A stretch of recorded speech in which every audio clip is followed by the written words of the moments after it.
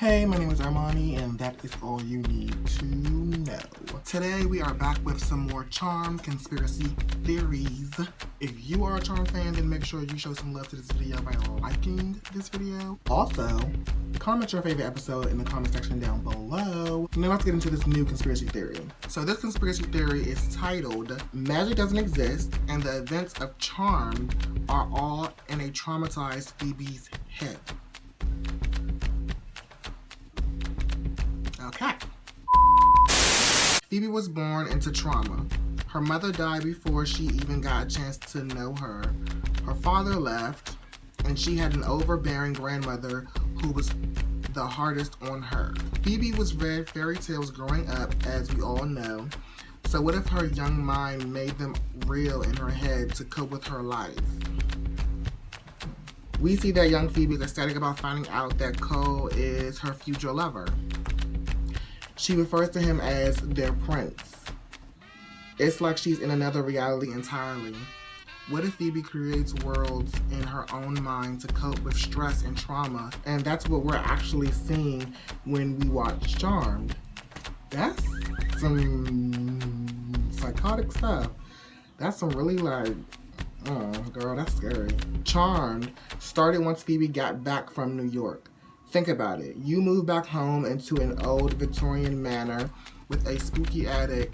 On a stormy night, a killer is loose, the power is out, and your only form of entertainment is your mind. This was her psychotic break into finally accepting her life was a magical journey. Phoebe was the first to talk about magic. Her sisters acted as if this was normal for Phoebe to talk about insane things and believe they were real. They weren't concerned in the slightest that she believed they were all witches. It's almost as if they grew up with her saying things like this all the time, and even once quoted, "You always used to move the pointer when playing with the spirit board." Jeremy was real, but not a warlock. Phoebe came back to San Francisco to her old childhood home filled with traumatic memories, and on top of that, was feeling the pressure of finding a job and to prove she was a capable adult. And also the pressure of her sister dating a serial killer. What if Phoebe's mind turned Jeremy into a warlock? Obviously the sisters turned out okay, but what if the true events of that first episode were of Andy and Dale arresting Jeremy and taking him to jail?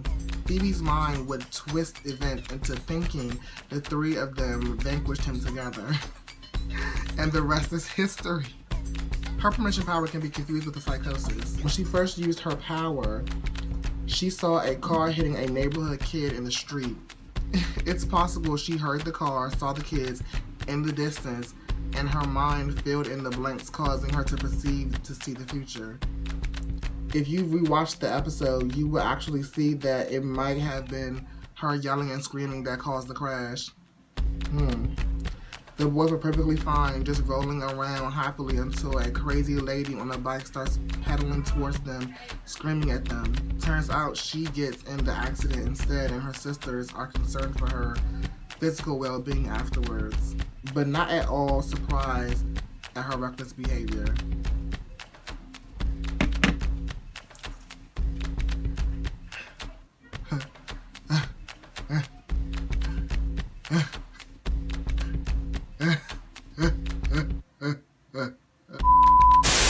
Okay, that theory was, okay, I'm not gonna say it wasn't believable. That was an interesting theory, but if that theory was true, bitch, she's been crazy for a good 8 years and nobody is really paying it any attention. She's been crazy for hella long and no one's been paying it any attention. Like, this bitch is really giving hallucinogen teas and no one is really paying attention at all. No one's put her in a psych ward or anything. Like how they did. Like, remember when Piper, the source, tried to make it seem like that her whole life was a lie and she was really in, a psych world. Like she was really in a mental institution because she believed that she was a witch. It would have made more sense, if you kind of would have went more towards that way.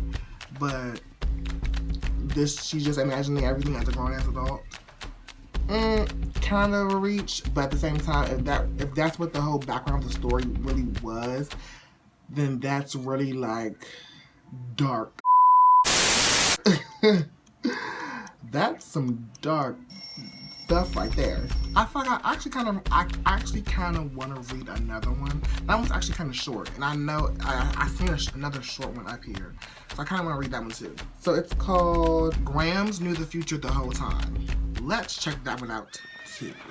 In that 70s episode, the sisters told a younger Penny that she would be the grandmother and prime guardian to the charmed ones. Grams goes on to say that she'll whip up a memory potion or something to protect the future and consequences. But do you really think she did a memory spell on herself once the girls returned to their own time?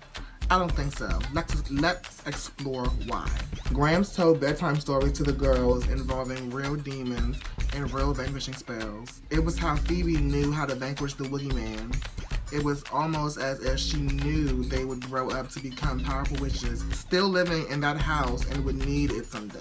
She hosted coven gatherings in disguise of bridge clubs, as we found out in How to Make a Quilt out of Americans. What if this because she knew the charmed ones were her grandbabies, so she was preparing for them, building power, collecting weapons, tools, and spells to pass down to them when the time came. She's always in control of situations and prepared for anything, almost as if she was preparing for the girls' whole lives for any and all kind of trouble. That makes a lot of sense. That theory makes a lot of sense. I can definitely back that and support that all the way. That concludes this episode of Charmed Conspiracy Theories. If you have any charm conspiracy theories that you can think of, leave them in the comment section down below and I'll definitely read them on camera. Don't forget to subscribe to my channel for more videos and more content. You know you loving this space, girl. I'll see you guys in the next video, so peace. Wait, hold on, I ain't done yet.